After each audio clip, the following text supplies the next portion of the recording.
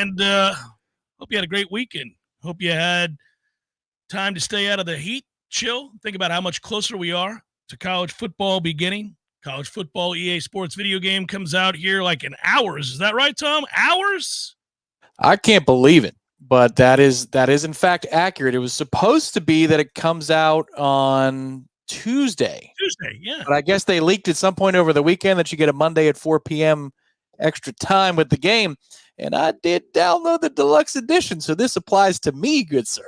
I want to point out for those of you in Tallahassee, dear friend, member of the community, local businessman who has supported this community for a long time, George Dial, Games for Less in Tallahassee, the place to go to get said college football game off the Parkway, driving out past the CP, keep going a ways, and you'll eventually see where that big-ass Walmart is, that shopping center. That's where Games for Less is at. Go in there, get it now. Go get it. Go get it from my man George at Games for Less. It's really kind of a reason to celebrate because of the nostalgia of it all and how we all sat around for years waiting for this box to be checked. And then it was taken from us. And even though we're like a bunch of overgrown kids about a video game, it still signified and represented so much more than that.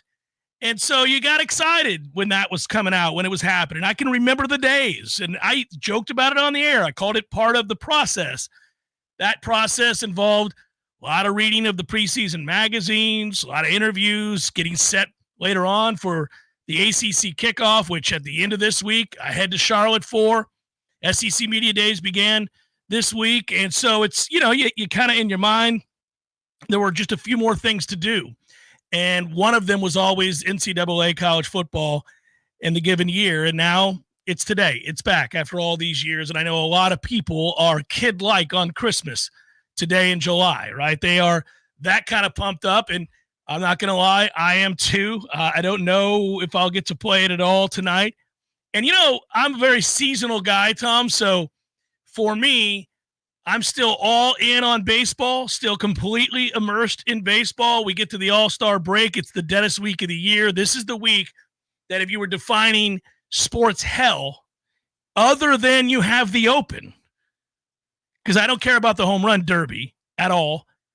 Just thankful that Berman's not really part of it anymore, right? So I don't have to hear back on every swing. Sometimes they move him in there, sometimes not. He might be on that codeine stuff that they had from Canada. Have you seen that video of him talking about sneaking codeine from Canada? I have, yes. Anyway, yeah.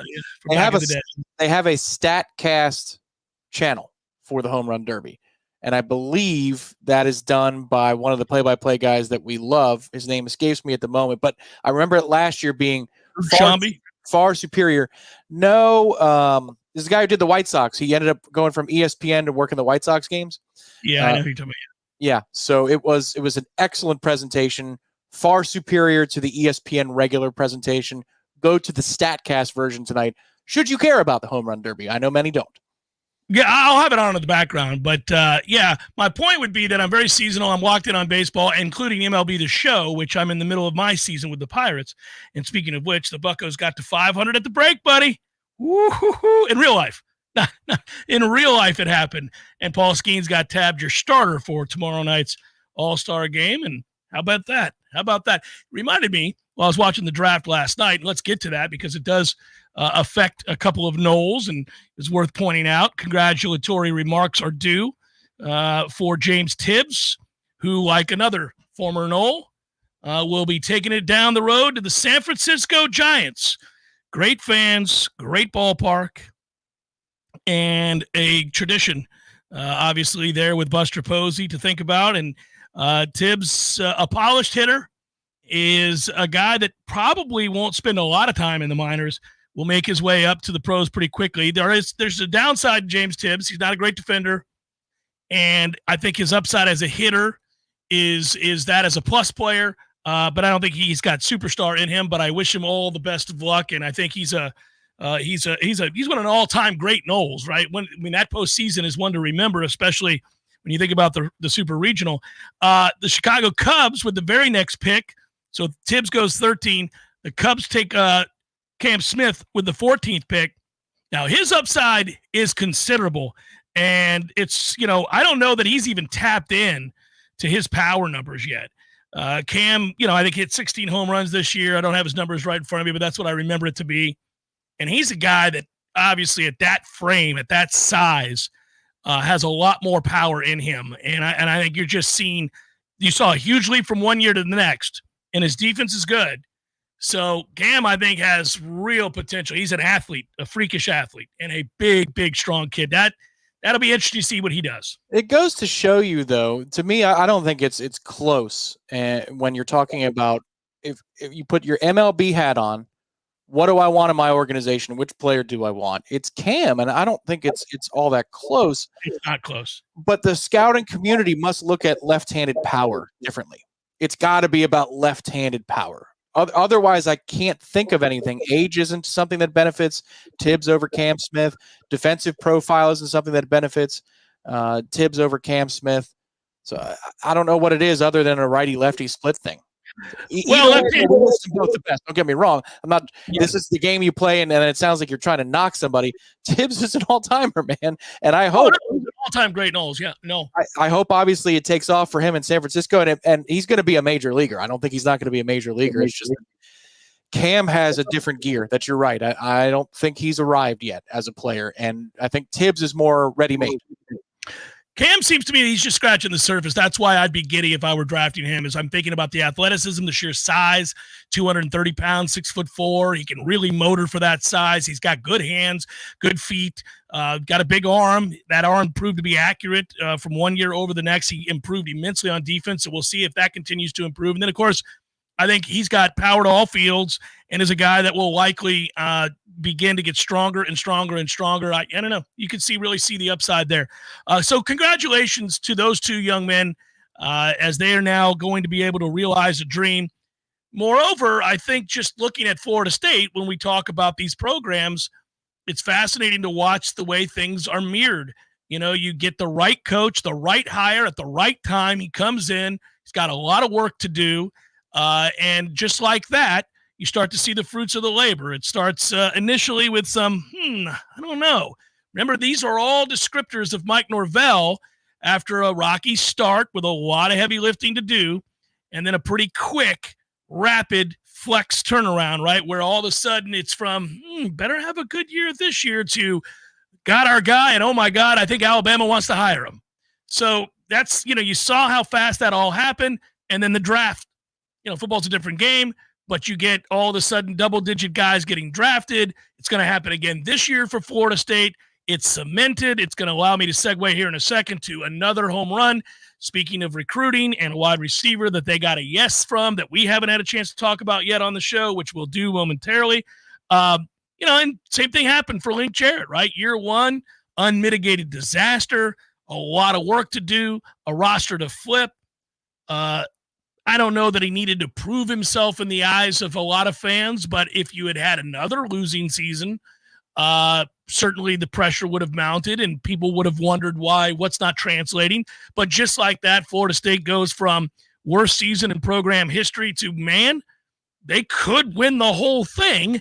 And now you see it in the draft where you have a couple first rounders. I think Florida State continues to get good news. They get a pitcher from Ole Miss that transfers in. And so you're seeing some recruiting wins here and there. We've already talked about some of the other players they've added to the roster. Up-and-coming coaches, well thought of, hardworking, with a vision and a method to the madness, consistency, a staff around them that is able to relay that message with great consistency as well, leads to on-field success, leads to professional success for the players who move on from the program, which creates real momentum, and that's where we sit with those two programs. Sadly, nothing could be further from the truth as it pertains to basketball. But the other two rolling on Big River right about now. And speaking of which, Florida State gets a yes, and we did not talk about it, but there has been a commit at wide receiver. We didn't talk about it last week because it hadn't happened yet. Dalen McCutcheon is in for Florida State, kid out of Texas, top 100 wide receiver for the 2025 class. I love the quotes surrounding that yes from Dalen McCutcheon from his family.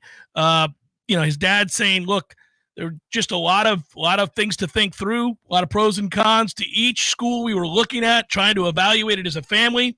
I'm one of those who do a whiteboard and try to do the pros and cons, but at the end of the day, I had to tell him, this is your decision. I can think of what I think is best. Your mom can think what she thinks is best. Your friends, everybody will have an opinion, and they can tell you. We're just going to give you the information, though. At the end of the day, you're developing into a young man. You've got to make a decision, and you've got to own it. And so he did.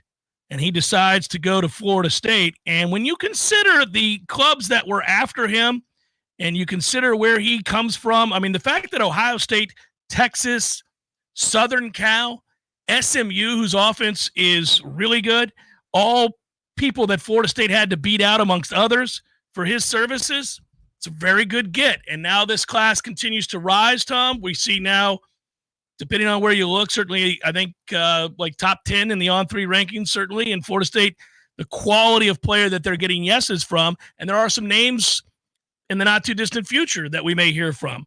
One in the next 5 days or so, another receiver, a defensive back as well. So there's some guys to get excited. An offensive lineman, which we've talked about. We'll see what happens with Petty. But Florida State's got some momentum in recruiting right now. You'd like to see a few more yeses as we round out July. But things are rolling for right now for Florida State recruiting, which is good news. Yeah, again, they're in the top half dozen in on-3s rankings, the industry rankings, when you're talking about average star rating or average rating per commit. So on a per capita basis, Florida State is killing it. To only have a dozen recruits and be inside the top 10 of the on-3 industry rankings in general is a tremendous sign that what Florida State is bringing in is going to have meaningful impact on the program. In short order, I would say, this kid, McCutcheon, appears to be a special teams wonder, which is good, in addition to somebody who is especially polished out of his breaks as well. And those two things will get you on the field early. I know it's not 6'4" size like Elijah Moore, who's coming in this year, but it's kind of fun when you can draw a through line and say, well, then there's Hakeem Williams at one level. We really liked what Wayne McCoy was showing to be as a true freshman, what Elijah Moore is. Now C.J. Wiley and Dalen McCutcheon, two kids that Ohio State was among the other teams that were interested in their services. You're seeing a through line here for wide receiver recruiting, and it appears to be, you got to get these kids' signatures on a piece of paper, but it appears to be that Florida State is swimming in the big pond, and they are doing enough damage to be a big enough fish in that pond, which is why, as we always say, buy some bricks from Doak Campbell Stadium. Make sure you do the right thing. You're wearing the hat today. I've got a hat going on right now, yeah. It's funny. You buy bricks from Doak Campbell Stadium, and you can lay the foundation for Florida State's future. Isn't the irony of that purchase is not lost on me. So make sure that you do the right thing. I'm struck by the quality of the recruits that have said yes, not the numbers. Obviously, there are those that are higher ranked because of the higher numbers in the total amount of kids that have come in.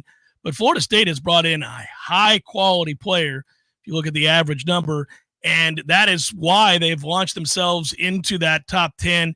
I know every recruiting service ranks differently. So Florida State may be lagging in like 247's rankings, but if you just look at all across the industry, you see that Florida State continues to rise up. And as they continue to get yeses, especially of this quality, that ranking will go way up. The ranking matters because it's kind of a referendum on the collective, how well you're doing. I'm not as concerned about where that sits this time of year. You see there in the on-3 industry team rankings there, number 7. I'm going to continue to look at that quality and see what the total is. As we get up to around 18, 19 kids, where does Florida State land? To me, it looks as if they're trending towards fringe top 5 here. I think they could be a top 5 class. That would be Mike Norvell's best class by a lot since arriving. Stands to reason that it should be. Stands to reason that this is the direction they should be trending. There's still a long time between now and the end of the season when that final game happens against your arch rival, and just mere days later, you got to get yeses from players. But I do think that if you go out and have the kind of season, there you go. There you go, James. Finally got my white quarter zip from TBE, Jeff. Thank you, James, for letting me know. That means mine could be on the way as well, Ingram, as I sport the cap. Yeah, I've been wanting one of those too. I've got the garnet. I'll wear both proudly.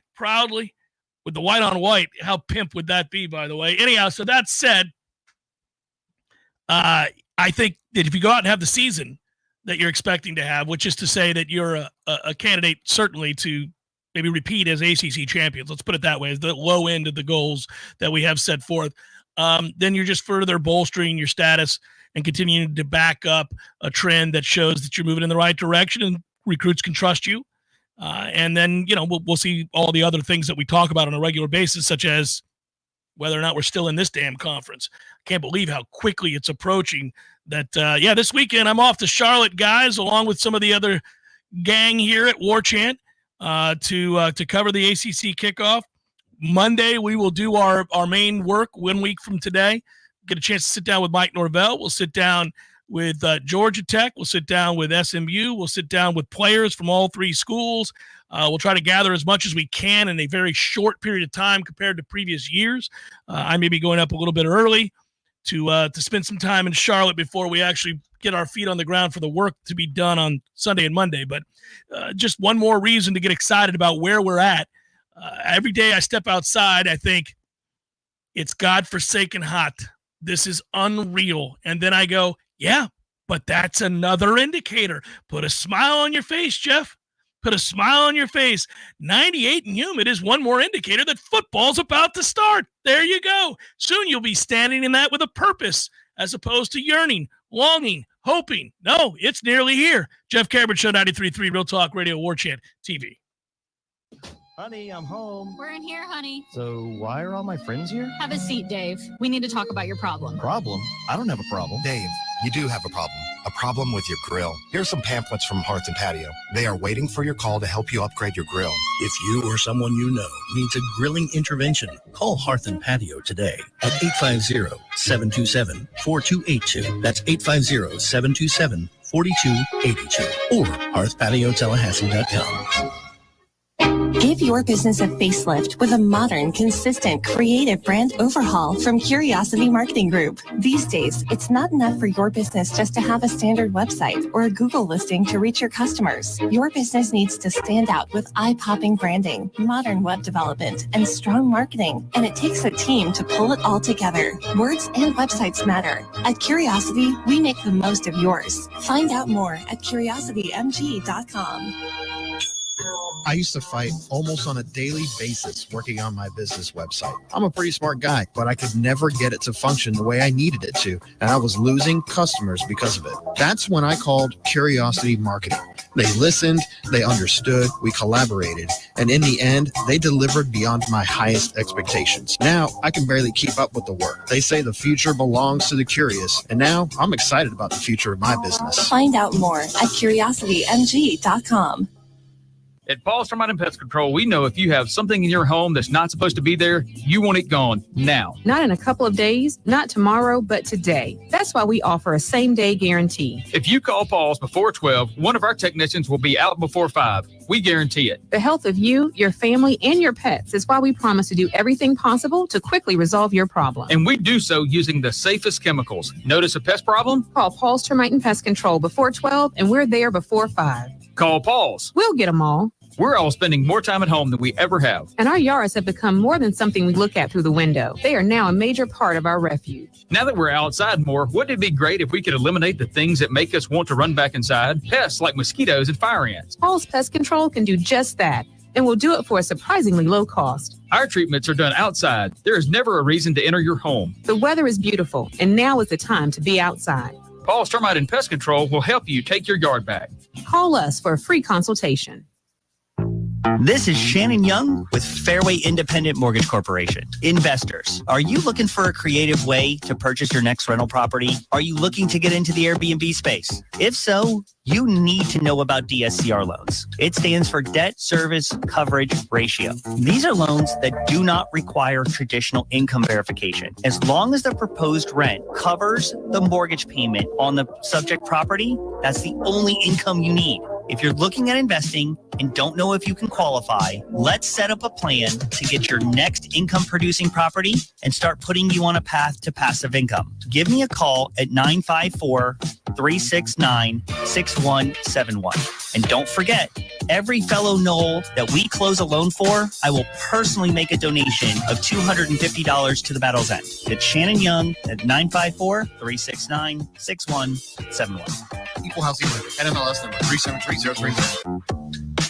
Science-backed, technology-tracked, and coach-led. Hey, Jeff Cameron here. You've heard me rave about the benefits of Orange Theory Fitness and the proven track record of science-backed interval training. Well, now Orange Theory Fitness has done it again, adding more ways for you to improve your health and look your best. In addition to the always great standard workouts, OTF has added Tread 50 and Strength 50 for those in the mood to just lift for an afternoon or attack those cardio goals for the day. Take the guesswork out of exercise. Make sure you're getting the most out of each and every workout. Orange Theory Fitness, location Midtown Tallahassee and Village Square Boulevard.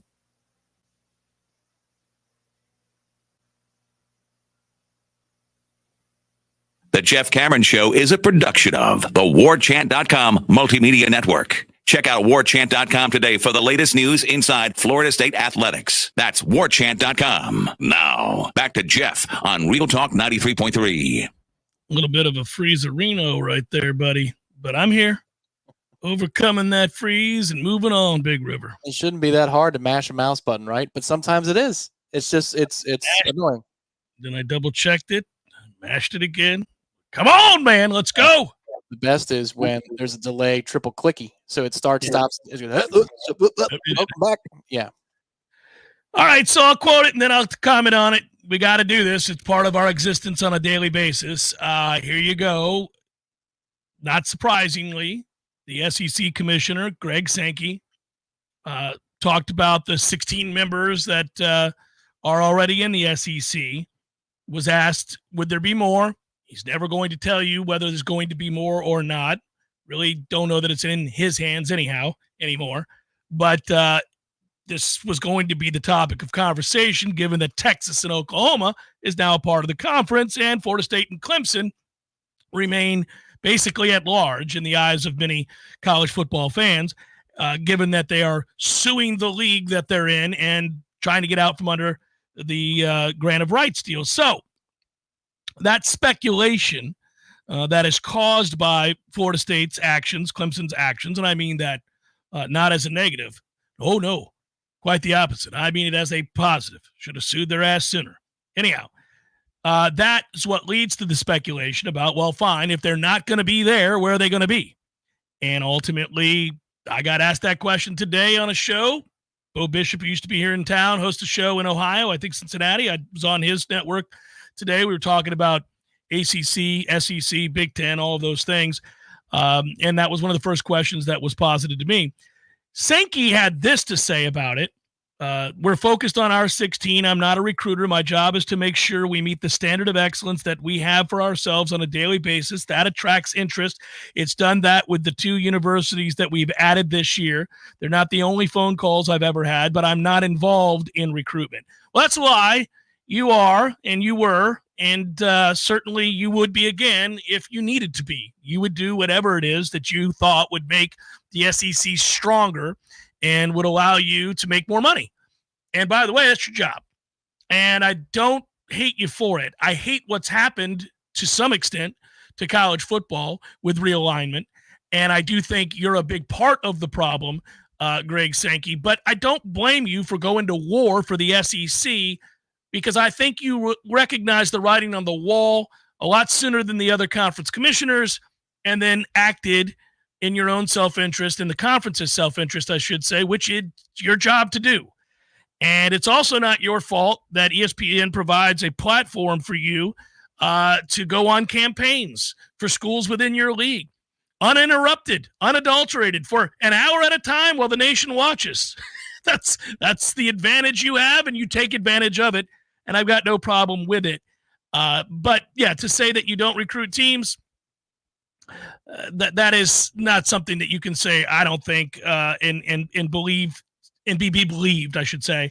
But at the same time, he's never going to put himself in a situation to get sued. We all know that, and this is not rocket science. You'll have some journalists or those that are literalists who will say, see, we've told you all along. That league, Big Ten, they're not interested in Florida State or Clemson. and you guys have to be more adult than to listen to that and worry about it and roll your eyes. Just move on, because this is what's going to happen. It's fodder. It's a reason to kick things around and debate and argue about who's responsible for what's happened to college football. But I'm not surprised to hear Sankey answer in that way. I don't think it means anything. He goes on to say, our presidents have been clear that I'm not going to entangle us in litigation around expansion. I pay attention. I'm not engaged in those conversations. That's kind of code for, I can't talk to you about this. I can't tell you if I'm interested in anybody else. I can't tell you whether or not I'm secretly recruiting anybody else. That would get us sued. I'm not going to get sued. He goes on to say, I'm not engaged in those conversations, but I pay attention. Okay, well, what does that mean? I'd be very interested in anything that continues to make us stronger and more appetizing to future television contracts. He goes on to say also, it already creates speculation that I think is counterproductive. I don't spend an enormous amount of time thinking about it. I certainly don't spend any time engaged in that recruiting activity because we're focused on the 16 that we have. Has to say that, and you should expect him to say that, and that's that. Sounds like a head coach or a manager in a certain sport when free agency hits and they really want that top flight defensive end, or they really want that ace pitcher that can anchor their staff. But he's asked that question when free agency begins or the winter meetings begin and a signing has not occurred yet. And so what would Jacob deGrom, what would Paul Skeens mean to your rotation? Well, I've got to manage the guys that we have here on my roster.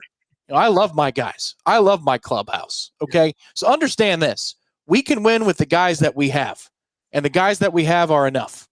Now, if there's a signing, I'll talk about it at that point. That's what Sankey is doing right now on a much more administrative level as he's speaking. We all understand that.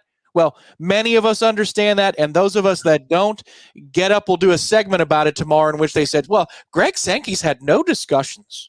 He's had no discussions with Clemson or Florida State. They're not expanding at any point here, guys. They're just going to stay because Greg told me that they're happy with 16. There'll be one particular individual of the press that will say that for sure. It's amazing. It is amazing. I would say too, this is an easy play for Sankey. I mean, you're going to get asked that. A lot of times these commissioners have to think of all the angles. They have to think of the creative ways in which they may be being asked in a veiled way to comment on certain things that they are, expressly told not to comment on. And this wouldn't be one of those, because this is as easy as it gets. This is the second you walk out to the dais, the very first question you're going to get, or something close to the first question you're going to get, is about Texas, Oklahoma, and will there be anybody else like Texas and Oklahoma? You're going to get that. That's what you're going to get. And, you can't comment on that. You can't talk about whether or not there would be or wouldn't be. So it's really easy. The funny thing is these guys still can't help themselves. Even in the quotes that you read, which are pretty bland and defensive. Except for he kind of hints that he is paying attention to the fact, and that hey, well, Texas and Oklahoma aren't the only phone calls I've received. They still can't help themselves. It's amazing. He could have shut it down and gone Bill Belichick and said, "We're on to week 1. Can't wait to hear about the 16 we have here, guys. We've got 2 new teams to focus on. Can't wait to welcome them up." Can you imagine that logo here a year ago, 2 years ago? It still doesn't feel real to me that we have this opportunity. No, well, they aren't the only phone calls I've got. It's my favorite. He begins with very, very direct, assertive answer. I'm not a recruiter. So he's being asked about other teams. I'm not a recruiter. Now you can start there. You can, and pretty soon you can end this conversation. He talks about the standard of excellence, which draws and attracts interests. Okay, fair enough. Now from there, it did that with 2 universities that we've now added. They're not the only phone calls I've ever received. He did not need to do it, but I'm not involved in recruitment. He didn't need to do it. It's not recruiting. It's not recruiting if they call me. Okay. Well, also, he answers the question as to what he's telling you and why when he says, our presidents have been clear that I'm not going to entangle us in litigation around expansion. So it's like, hey, Greg, see if we can add Florida State and Clemson. Don't go getting us sued and being a dumbass about it, but see what we can do. That's all that is, that whole paragraph. Hey, Greg, I know we're not recruiting, but can we look at Florida State and Clemson maybe in the future? And don't get us sued, dumbass. Right. All right. Mission. Now, and then they meet him. Now, we're going to meet in the bar. Well, we're going to meet at the Ritz, and we're going to speak loudly about how we're not expanding. And we're going to speak loudly, and I'm going to make sure they hear it in the back. Yeah, but, Greg. Say it again. Say it again. Say it again so everyone. Say it so the bartender can hear it. Say it so the valet can hear it. When you get back to your place, make a phone call. That's what we're going to do when we leave this room, Greg, and get our phones back. But right now, in this room, without our cell phones, without anything, make it happen. We just don't want to hear about it until it's done. Okay? Can you do that, lapdog? Thank you. Which, by the way, because he's been very good at his job, is the first time you would hear about it. It would be one random afternoon, just like it was with Texas, Oklahoma, where out of the blue, somebody somewhere on some website who got leaked the information would be like, I'm hearing, and most of the time we ignore the I'm hearing posts on a message board. Only this one would hold weight, like sometimes they do. And every once in a while, you're like, that is from, was that Sliced Bread? Did Sliced Bread post that? Because if Sliced Bread posted that, I think it may be right. I've seen Sliced Bread, and he seems to have it. He's like 6 for 6 in these posts. Guys. So Sliced Bread says it, so it's got to be true. I would love if Jimbo, A, was Sliced Bread so he could devise his own talking point, and B, is the guy who would actually have this information. Like, remember when Stephen A was a completely obscure, but he got the big 3 to Miami correct? It was like, what? Yeah. Stephen A had that for Fox Sports? We didn't get it from the usual guys? What if Jimbo was, I'll tell you what's going to happen. They already told us because he doesn't care anymore. He doesn't care. He's gone off the reservation, and like the powers that are be like, oh, no. Somebody's going to have to shut him up. Somebody's going to have to talk to him. I don't have anything to lose. What, are you going to kill me over college football news? Sliced Bread says that they're going to the SEC. He's just gone rogue. They're like, oh, Jesus. Jimbo is Sliced Bread. He's always been Sliced Bread. I knew it. No. Sliced Bread on a website is out here telling everybody. I believe him. He's telling the truth. That's what he's talking about. I've heard Sliced Bread talk about offense too. Meanwhile, the Texas A&M alum and president are going, we never should have told Ricky's barbecue owner, Ricky. We told him what was happening. He's always loose with the lips. He loved Jimbo. He got in his office one day, put his boots on the desk. They're having a couple of beers together. The next thing you know, Jimbo, I'll tell you what I'm hearing. What's that? Because Sliced Bread would like to know. It's the Jeff Cameron Show, 93.3 Real Talk Radio, Warchant TV. Your local news now. Thousands of Floridians are now covered for a test that will determine if they have diseases like cancer much sooner. Medicaid now covers biomarker testing for Florida patients under a new state law. Biomarker testing looks for certain genes to determine if you could be prone to developing diseases. With this, doctors can customize treatments that best work for the patient and their disease. This law is also a win for Alzheimer's patients. It will help achieve diagnosis sooner and resulting in treatments being able to start earlier. Changes are coming to the Miccosukee Canopy Road Greenway. The 503-acre space is treasured by Tallahassee cyclists, runners, and nature lovers with 17 miles of public trails. However, developers are preparing to extend a portion of Dempsey Mayo Road, cutting through about a quarter mile of the greenway, which environmental advocates are not happy about. Commissioner Brian Welch proposed reducing the width of the Dempsey Mayo Road extension, lowering the speed limit from 30 to 25 miles per hour, and installing buttons at crosswalks. This is Rachel Anay with your Real Talk 93.3 local news update, brought to you by Macklemore Systems, Tallahassee's go-to Mac store. Check them out online at McLemoreSystems.com. This is meteorologist Paul Trombley with your Real Talk 93.3 weather update. Partly cloudy this afternoon with storms likely. High of 95. Southwest winds 5 to 10 miles per hour. Partly cloudy skies again tonight. Slight chance of thunderstorms. Lows dip down to about 75. Storms likely tomorrow. High temperatures reach up to 94. This report is brought to you by the Lawn Johns. For all your landscaping and lawn care needs, visit thelawnjohns.com. Right now, 94. Dude, that's quality radio right there. Tell us how you really feel. Sorry, man. I'm just so tired. And why do we think we're tired? Oh, I haven't made the grassroots coffee yet. Yep, grassroots coffee tastes even better than it smells. Roasted to perfection. And so many blends and single origin coffees. You can have a different tasting coffee every day of the week. You can order directly from grassrootscoffee.com. And with a Grassroots Coffee subscription, you'll never run out of your favorite brew. Locally owned, locally roasted for everyone and loved everywhere. That's Grassroots Coffee.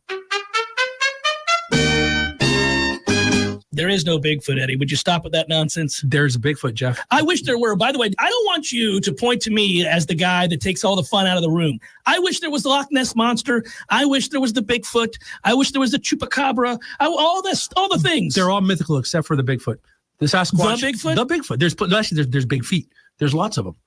So like different, breeds, like different kinds. There's like, families. There's different families. And, so there's if they're in the snow, you call them a Sasquatch. Or the Yeti. Right, Yep, and then here in Florida, that's a skunk ape, and but never heard that one. By the way, why do you think it's real? We would have found them by now. They're the hide and seek champions of the world.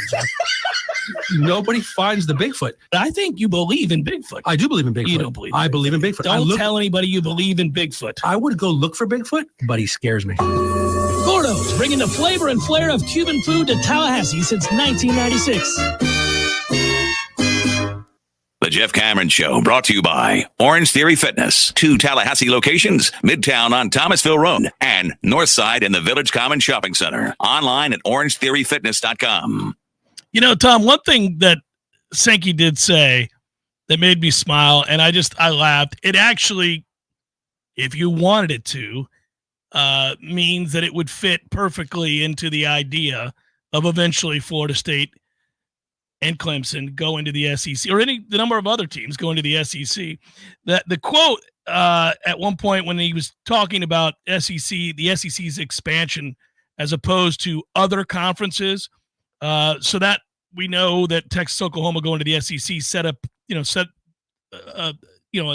that moment set the tone for conference realignment again, and it caused another wave of conference realignment. And so the Big Ten added USC and UCLA, Washington and Oregon. Pac-12 splintered apart. Big 12 includes Pac-12 members now: Arizona, Arizona State, Colorado, Utah. ACC, as we know, added Stanford, Cal, and SMU. And so there was all this speculation about whether this is good, bad, terrible, indifferent, whatever for college football. And he was asked yet again about it towards the end of his speech. And he said, well, we know who we are. We're the one conference at this level where the name still means something. The southeastern part of the United States, where when we expand, we actually restore historic rivalries while adding only 100 miles to the longest campus-to-campus trip our student athletes will experience.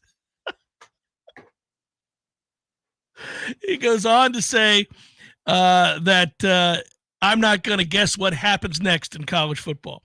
But pretty funny, right? Pretty funny that he said that. It is. When we expand, and we're not gonna, but we're happy with 16. We're not talking. I don't like to speculate about expansion, but if I were to do so, we know who we are. We've had teams join us before, now and recently, and in times we've said yes to places.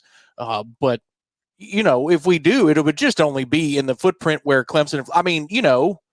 Never mind.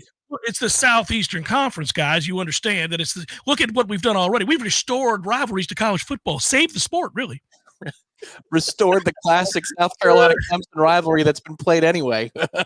Or Florida State that's been played forever anyway, because, they were told that they probably need to get to the getting with scheduling us. Yeah, he's talking about restoring Texas A&M now that they're both in the Southeastern Conference, because the nation awaited.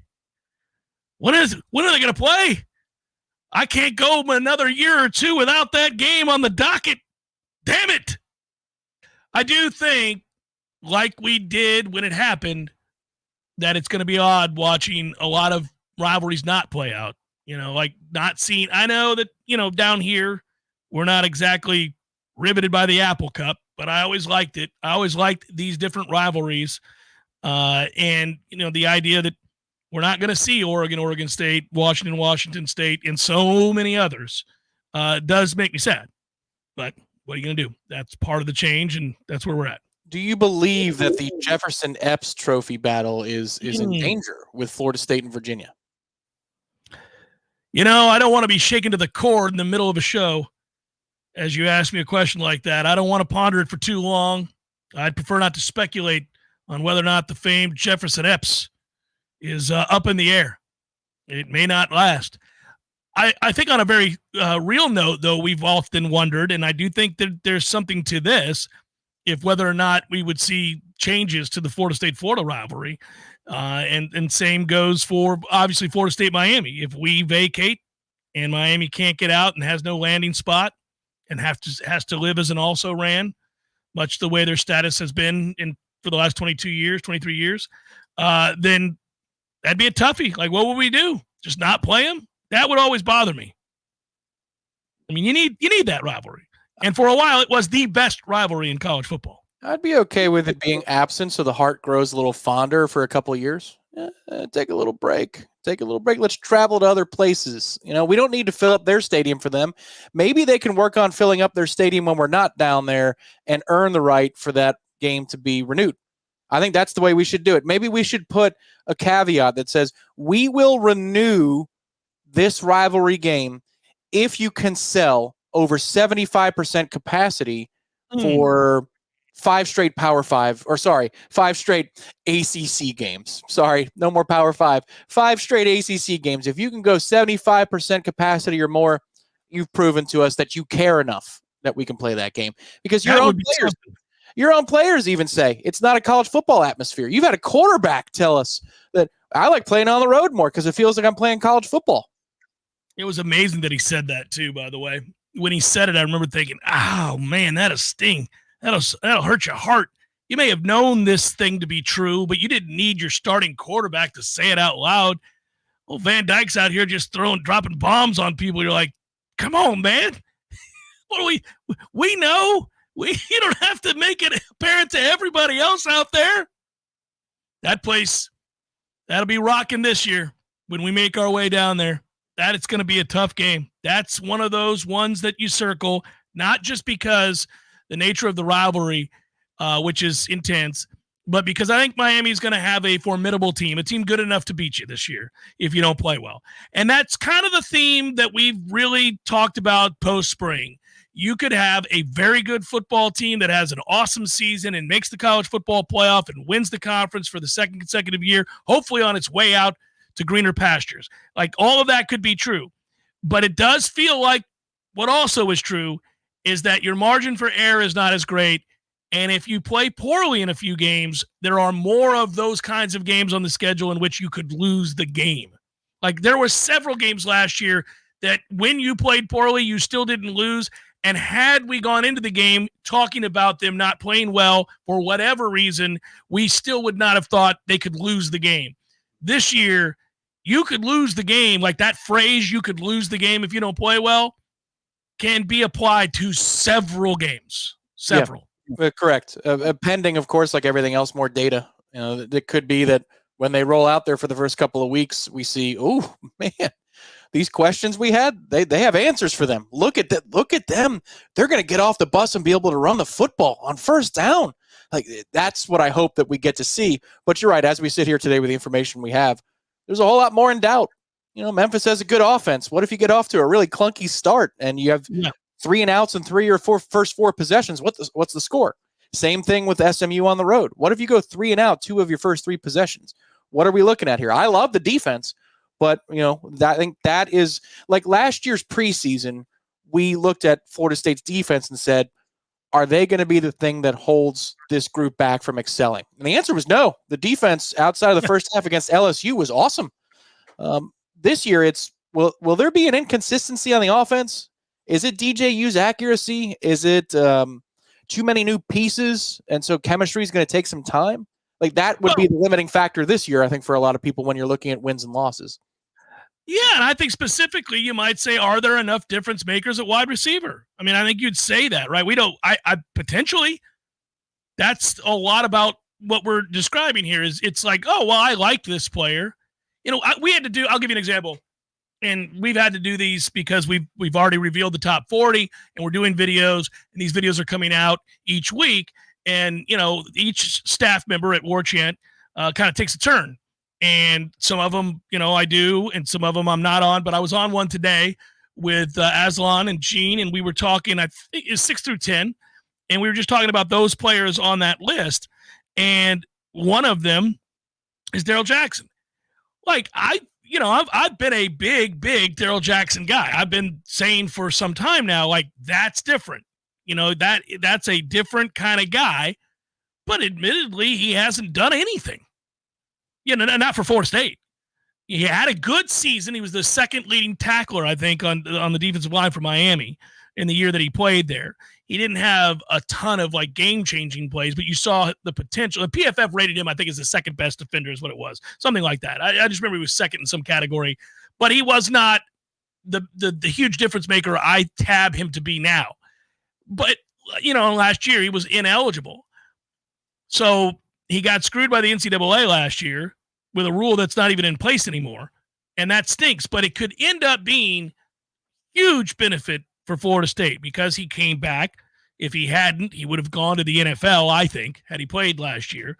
And so now in a year where you're losing some guys up front, you get him back, and he potentially could be the best of your defensive linemen. Like, he could be, and I mean over the last several years, that guy could be the best. If he plays with a high motor, stays healthy and is focused, you can't replicate 6'6", 330. And by the way he looked, the way he carried 6'6", 330 in camp, during spring, well, that was a different story. But even I, who have him rated very highly on that top 40 list, have to say potentially, because he hasn't done it yet. Just like I have to say potentially about Hakeem. He hasn't done it yet. Potentially he could. You'd say that about Portier. Potentially. He's never done it, never sustained it. It's often hurt. Potentially, he could do it. DJU could be a lot more accurate than he's been in the past. Have more to work with because he's got an offensive mind like Norvell and a great quarterback coach in Tokars, and he's played a ton of football, in different systems. So all of that wisdom gained over time and all those games played, now coupled with weapons and this coaching staff, he could be better. Potentially, he could be. Still hasn't had that year yet where you're like, oh man, there it is. So there's a lot of guys like that on this year's team. I would think that Daryl Jackson has an opportunity to dominate straight away and it could be in one facet of the first game of the season, and then he's accounted for. Think about how Braden Fisk's season went. And I'm just talking about the first quarter that he played and the first quarter of the last game that he played for Florida State. They looked the same. He was just dominant. Yeah. And he bookended the season because opposing offenses and offensive lines have to pick their poison. And before they were ever going to double Braden Fisk, LSU I'm talking about, they're worried about Jared Verse. They're worried about Peyton. Is Lovett going to be active? It wasn't Braden Fisk that they were going to key on, at least early. Then the game happened, and by halftime they're saying, well, we got to stay away from that dude. He's a menace. This is a problem. Louisville felt the same way about Braden Fisk. Well, Patrick Peyton is somebody that'll be circled first for an offensive coordinator and how they're going to protect and how they're going to block. They're going to look at Peyton first. You've got two guys who are unproven but have all the size, speed, and credentials in Daryl Jackson and Marvin Jones Jr., who are going to get early opportunities to get one-on-one battles because there are reputations elsewhere. Farmer has a reputation now. Peyton has the reputation. These other two guys are going to get chances in one-on-ones, and we'll see how quickly they can make a splash, because it could be as quick as the way Braden Fisk introduced himself to Florida State and to LSU in the opener last year. Marvin Jones Jr. could go from a guy who has started one college football game, which was the SEC championship. They did lose that game, but he has started one college football game and now is going to be counted on by us to be an impactful player at the very least. And he could go from kind of relative, as much as you can have that name and that recruiting ranking coming out of high school, he's going to come out from like relative obscurity. If you think about casual viewers of college football, they may remember him as a recruit. They certainly might remember his dad as the all-world player that he was. And then they might have said, what happened to that kid? He hasn't really done anything in a couple of years. How come I'm not hearing about him? And then all of a sudden they're watching a Florida State game this year, and they're like, oh, there it is. The light bulb went off. The body type is there. It's all there. And he has that potential. And I'm excited about him. We talk about old batted balls. He's productive. Batted balls Peyton has increased his sack totals each year. He's gotten better against the run. He's added weight. And, of course, he has impeccable timing in the passing game. So where does he get to? Well, I think he gets to double-digit sacks this year. I think that's what he's going to do. I think he'll have 10 to 11 sacks. He'll continue to have the big numbers and tackles for loss because he's an intuitive, smart player. He had 14.5 tackles for loss last year. I think that number continues to go up because there are a lot of people, as you just noted, on this defensive line that you got to worry about.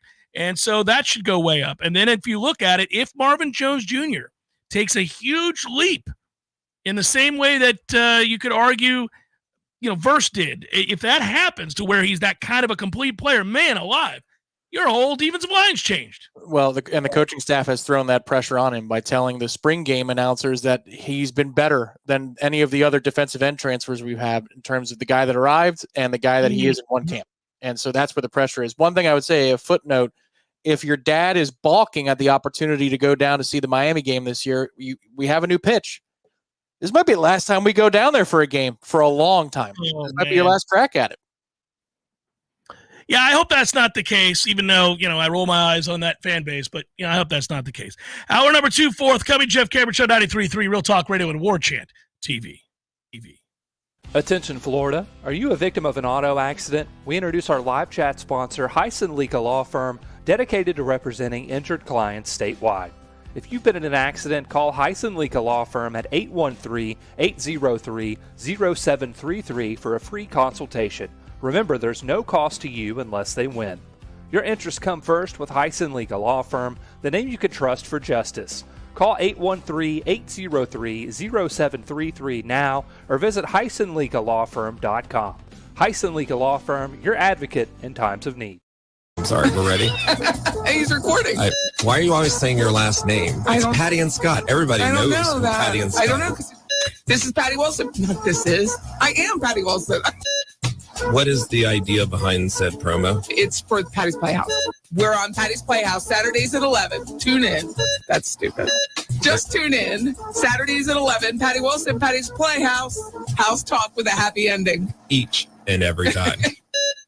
When your AC unit decides to give up the ghost, it doesn't always pick the best time. But no matter what time, day or night, or day of the week, you can call E&B Heating and Air Conditioning. We'll be out to bring your AC unit back to life. We've been repairing and replacing heating and air conditioning systems in the North Florida and South Georgia area since 1974. So when your air conditioner stops working, call E&B Heating and Air Conditioning to the rescue.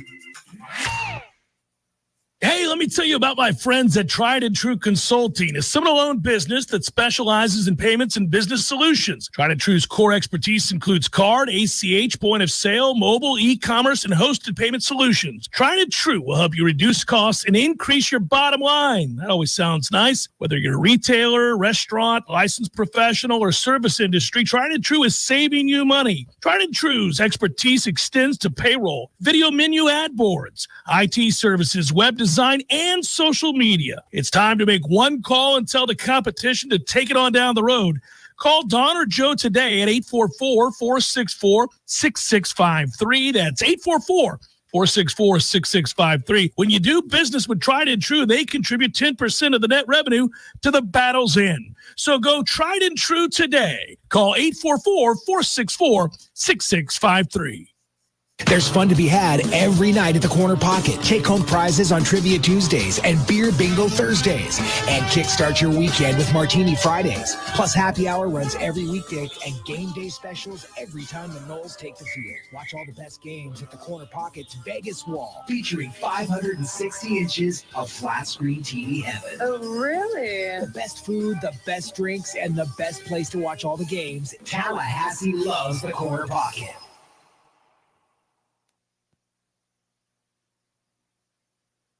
Coming up next, more of the Jeff Cameron Show. Live and local on Real Talk 93.3. WVFT, Greta, Tallahassee.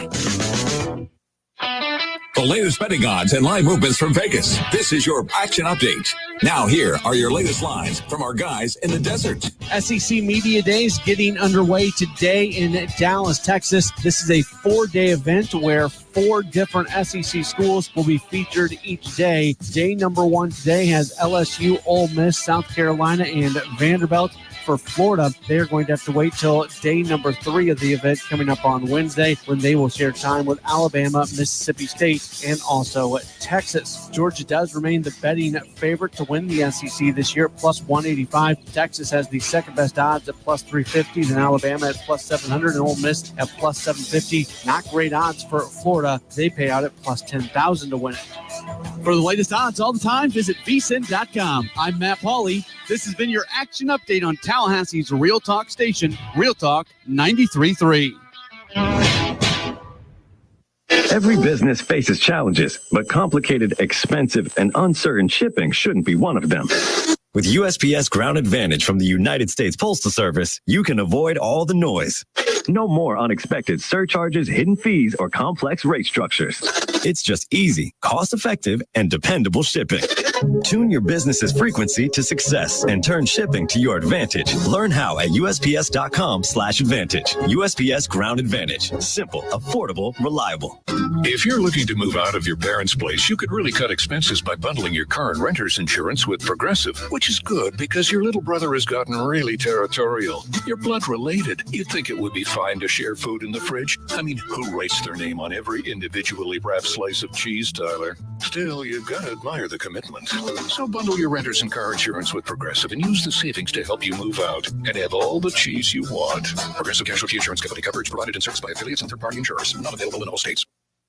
Hey, this is for my homeowner friends out there. You know who you are. When you get your grass cut, you're going to inspect the work, make sure it's good. Get your house painted, check around every corner and edge, make sure that's done right. Get a new roof, get eyes on those shimmering new shingles. Get your septic tank cleaned. Bet you're not popping your head down in there to take a look around. You got to trust it's done right. I'll make it easy. Go see my friend Greg Miller, Miller Septic. They're my guys. I trust them, and you can too. MillerSeptic.com. That's it. That's the commercial. That's the whole thing. Check them out. It's MillerSeptic.com.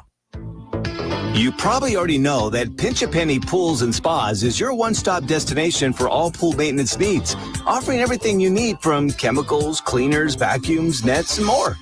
But that's not all. Pinch a Penny also carries a huge selection of premium hot springs hot tubs paired with easy financing options, making these luxury hot tubs affordable for everyone. And if you have an older hot tub and you're worried about the hassle of removing it, worry no more. Pinch a Penny will not only remove and haul away your old hot tub, but also offer a trade-in value for a credit towards your new one. So why wait? Visit Pinch a Penny's 12,000 square foot showroom today on Greer Road and discover how effortless and affordable owning a fantastic hot tub can be. Find out more at TallahasseeHotSpring.com. That's TallahasseeHotSpring.com. Science-backed, technology-tracked, and coach-led. Hey, Jeff Cameron here. You've heard me rave about the benefits of Orange Theory Fitness and the proven track record of science-backed interval training. Well, now Orange Theory Fitness has done it again, adding more ways for you to improve your health and look your best. In addition to the always great standard workouts, OTF has added Tread 50 and Strength 50. For those in the mood to just lift for an afternoon or attack those cardio goals for the day. Take the guesswork out of exercise. Make sure you're getting the most out of each and every workout. Orange Theory Fitness, location Midtown Tallahassee and Village Square Boulevard.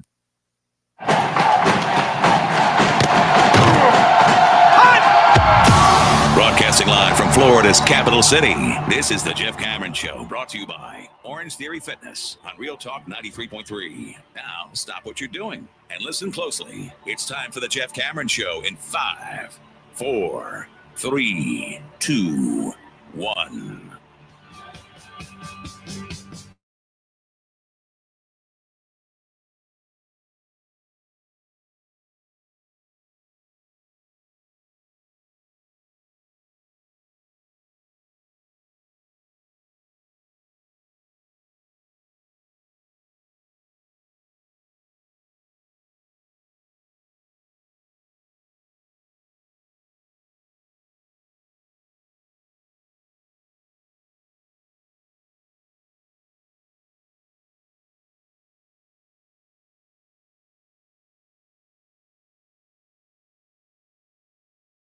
If you're watching on Warchant TV, appreciate that as well. Thanks to all of you who are doing that. And in fact, if you're not just watching, but engaged, hanging out in the Heisen Legal Law Firm chat, appreciate you doing that as well. I would note, Heisen Legal Law Firm dedicated to representing injured clients statewide. If you've been in an accident, call Heisen Legal Law Firm 813-803-0733. Free consultation. No cost to you unless they win.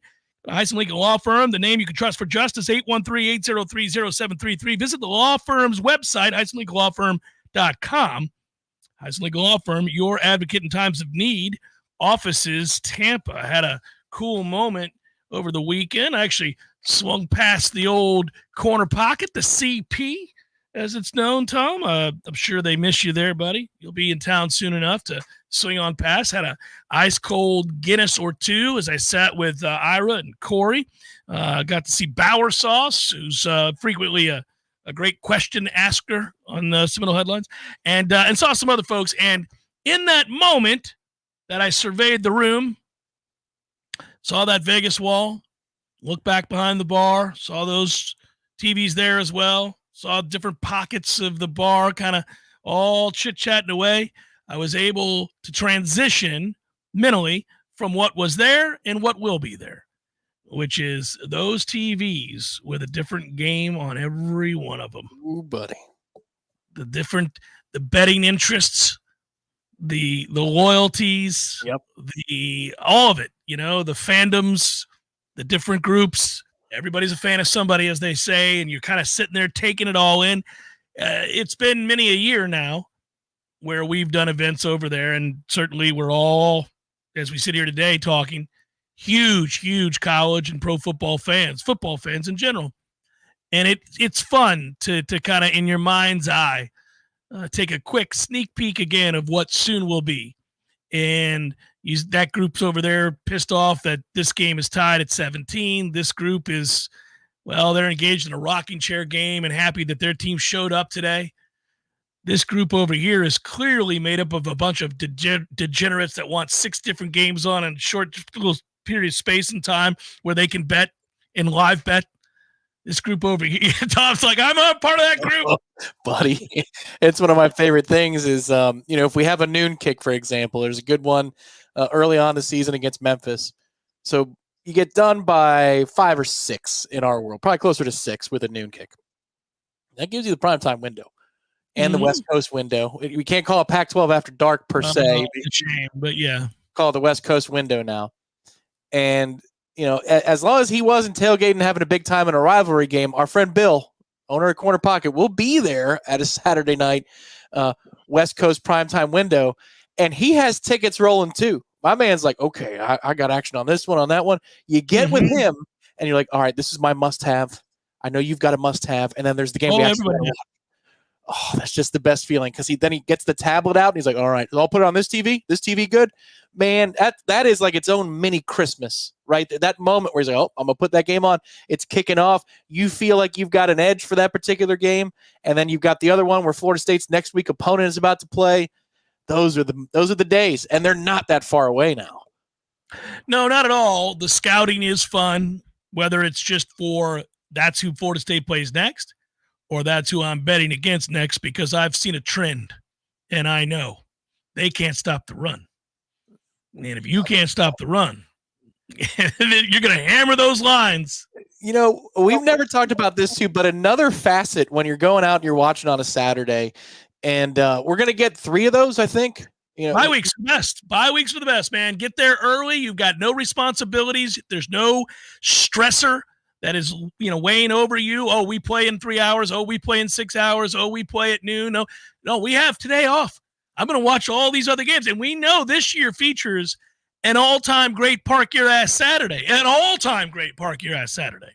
Actually, we get 5. We get 3 bye weeks, a Monday game, and a Friday game. So we have 5 Saturdays this season to ourselves. Good call, Tommy.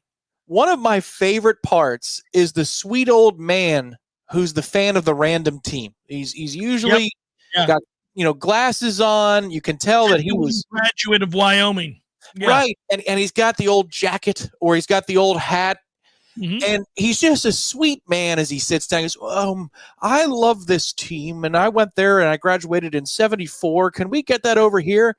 and then that game comes on and you're pulling for him, and then by the second half, he's actually a rabid jerk because he's had a few pops and he's saying things like, listen to Carl over here, man. This guy, I thought he was a sweet man. He's kind of mean. He's starting to get snappy at the waitresses. I love that. That's always a part of the season too. Yeah, there's you get the guys that are locked in and know every detail of the sport, and they know what is on the line in a given week. They know other teams' schedules. They know the nuances of the postseason. They have an idea of what they're looking at with every game that they put their eyes upon.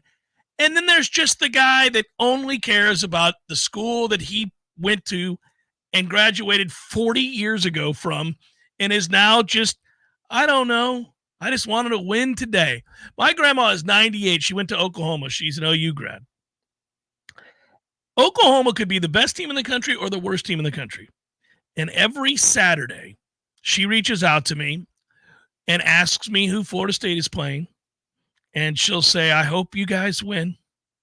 And then she'll say, now what time does Oklahoma come on, Jeffrey? And I'll say, well, Grandma, today they kick off at 1. They're on at 1 o'clock. Well, I hope they whip up their ponies. It's time to get a win.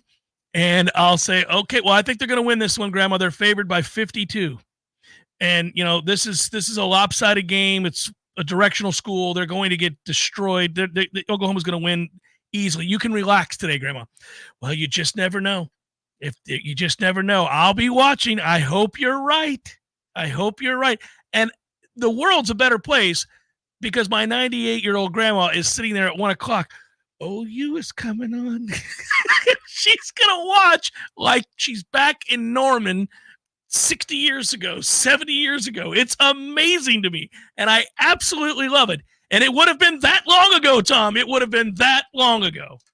Yes, that she would have been 10 years out of college at that point if she was an alum. You know, that's how it racks up on you pretty quick. You know, that's how you can have a friend at the aforementioned corner pocket who talked to people who went through the Civil War because he's 94 years old and he had a grandmother who was 80 years old when he was a child, and they tell you about Sherman. They tell you about the world. Yeah, that day was hide the livestock. And they use terms like livestock. Oh my Lord! Yeah, we have your ACC representatives, by the way. Yeah, I was just about to announce them, and there was no easy way to do that except for we can right now. And I'm glad, by the way, that Farmer is going. Josh Farmer is selected to go. He's gotten better every year. He's been here. Should have a very productive year this season. Not surprised they chose him. Patrick Payton, we all first guessed, would have to be on that list. He can be charismatic. He's been very, very productive. He's poised to also have a huge season this year. And Darius Washington is going to go. And Darius has been talked about in glowing terms coming into this season by Mike Norvell. He is a program success story. So is Josh Farmer. So is Patrick Payton. These are guys that were recruited out of high school, that have worked hard, that have moved up the ladder, right? Guys that have developed within this culture. Who better than to have these three guys go and be able to talk about it? I mean, you could have done Shaheem. He's certainly of this culture as well, and a guy who's projected to have a huge year. Could have gone maybe AZ. But in terms of production and what these three individuals have done on the field already, and what they're, because listen, Josh Farmer was a second team freshman All-American, if you remember that. It was redshirt freshman year. If you think back to Patrick Payton and what he's done in terms of garnering awards from the ACC, and then Darius Washington projects this year to be an award winner for this offensive line. So all those guys, I think, are fine choices, and will really be engaging. Agreed. And look, if you're going to tout that you potentially have an All-American left tackle, and Mike Norvell did in the offseason, you send that tackle to an event such as this. You send, I think they've got several candidates to be top 50 draft picks next year in the NFL draft. 3 good options here that are being sent to Charlotte. Darrell Jackson, if the potential is realized, slots very nicely as a first day or a second day NFL draft pick. Those are the guys that you want to put front and center. There are times where you might have a young player who's a phenom, or let's say next year, if Brock Glenn is your starting quarterback and, he won it in the spring, okay, you're going to send him, even though he's technically a younger guy. He would be the face of that iteration of the program. But this makes a lot of sense. It's funny how fast things happen, but this is the old guard now for two guys that I consider to be pretty young in Farmer and Peyton. Darius Washington is very much the old guard because he's been around here for 9 different coaching staffs, but these are good choices. And I think they will be engaging. And obviously, this is a season where for Florida State, if they're going to achieve 10 wins, 11, 12 in the regular season, it's going to be because they control both lines of scrimmage, not because they dominate on one and they do okay on the other. It's because they're going to control both because they don't have the skill position players like they did last year, especially at wide receiver. So this would be the group that's going to make it happen for FSU if it's going to be another year where we go back to Charlotte in December. Fun coming into a season where the defense has to carry the day. Actually doesn't bother me. A lot of people get nervous about that. They want to know that because it's an offensive game. The modern game is built for offenses to succeed.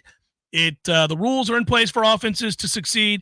So a lot of times you don't want the impetus of your team to be about how it is that they're going to win games because of their defense. But I do think the impetus for Florida State this year is on this defense to give the offense time.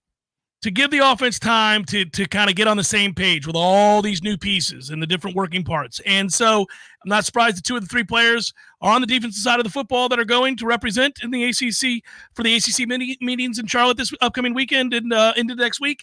I won't be surprised when, just as I wasn't when we walked out of spring and said the defense had the better of it throughout spring, I think the defense will have the better of it very early on. I hope it's a case that when we watch practices and we're doing videos and we're writing stories and we're commenting on the Jeff Cameron show, I think early I'm going to talk an awful lot about how much further the defense is than the offense. I think that's where we're going to be. That's going to be the narrative, which will scare people to no end. But remember this day when we were having this conversation. Don't let it bother you. Defenses should be ahead of offenses early on. And again, if your defense is a top 20 or top 15 defense, and I think it has a chance to be, well, then by definition, they ought to have a really good, consistently solid camp and be ahead of the offense. But remember, our offense isn't going against our defense once the games begin. They're going against Georgia Tech's defense. They're going against Memphis's defense. They're going against SMU's defense. They're going against lots of teams who don't play defense or don't project to play defense the way Florida State does. So it's all right. It's all right. It may be maddening. It may be stifling. It may be frustrating, but it may not be indicative of what they're going to be when the season begins, because that'll feel like a respite come Saturday. Really? I don't have a guy mugging me every step of the way, play after play. This guy's a bum across from me. It may feel that way when you get freed up from having to deal with a guy like Azareye'h Thomas, who we think is poised to have a huge season, who is an NFL corner. It may feel that way when you're not being mauled by Darrell Jackson as you run between 2 tackles, right? I mean, this might be a moment for the offense to go, oh, thank God. We came up for air, and it just happened to be when the games mattered. Well, and this is where depth in a program matters too, because Florida State's scout team, for example, is going to be better this year than it has been in a long time. Still a scout team, don't get me wrong, but it's going to be better because you have higher caliber players down the line, the second line of the depth chart, the third line of the depth chart. But the fun part is, you're correct. When you get to probably the week of Clemson, we'll stop there, but you've played against Tech and Boston College, and you've played Memphis and on the road at SMU, you could ask those players the Monday before Clemson, has your experience to this point been more like when you go against the ones in practice or when you go against the scout team? What's the experience on Saturdays, or in case of a couple of games, Monday against BC? What's it more like? And I'll bet you they'd say the scout team. It is much more like going for the offense when the offense hits the field. Over the years, and Tom knows this, I am free to come on the air and just do the show.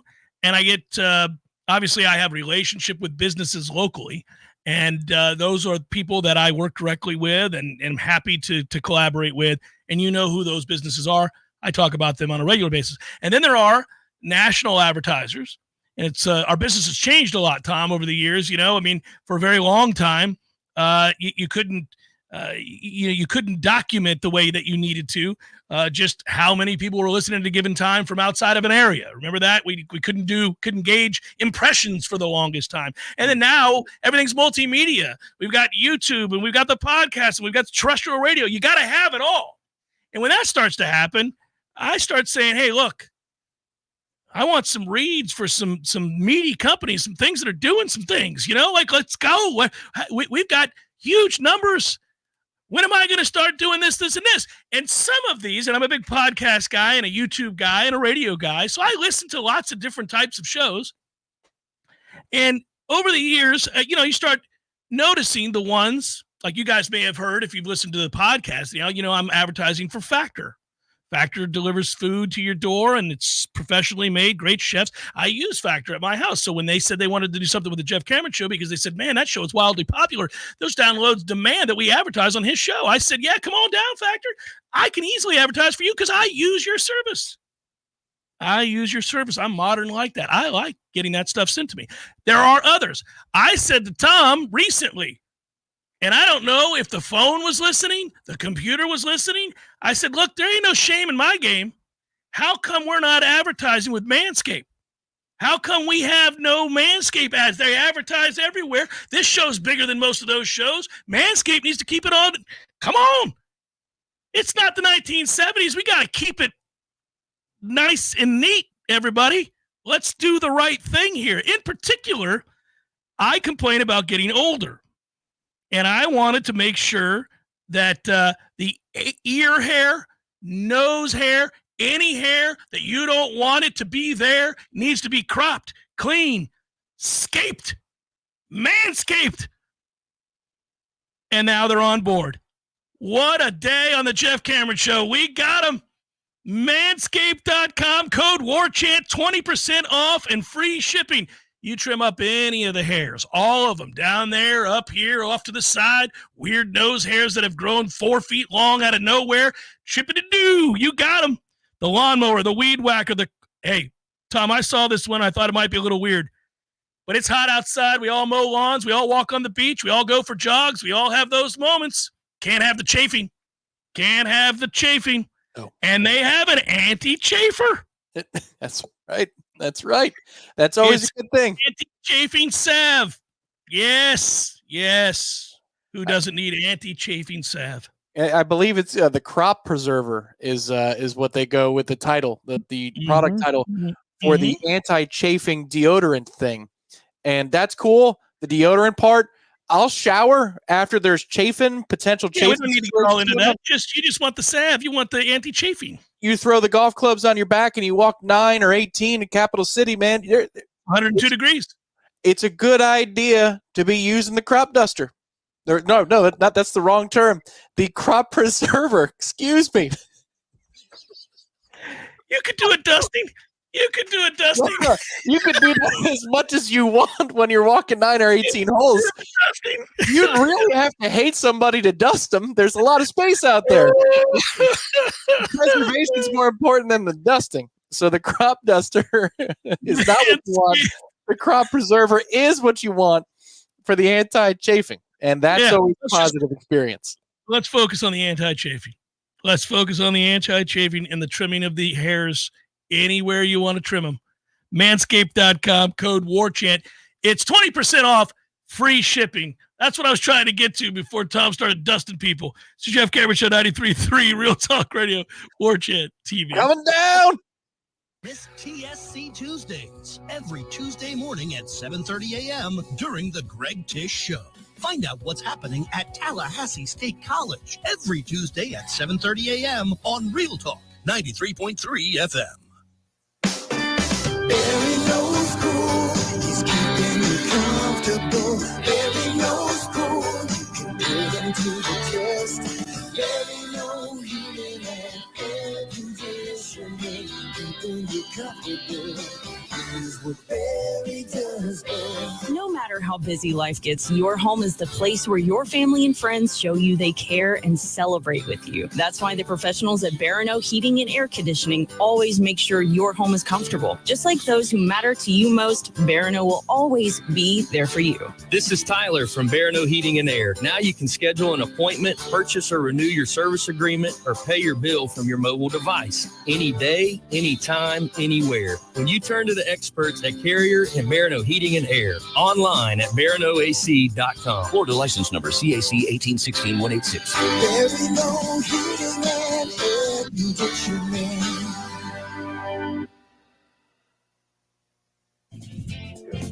I'm Robert, and I'm a general pest technician at Paul's Termite and Pest Control.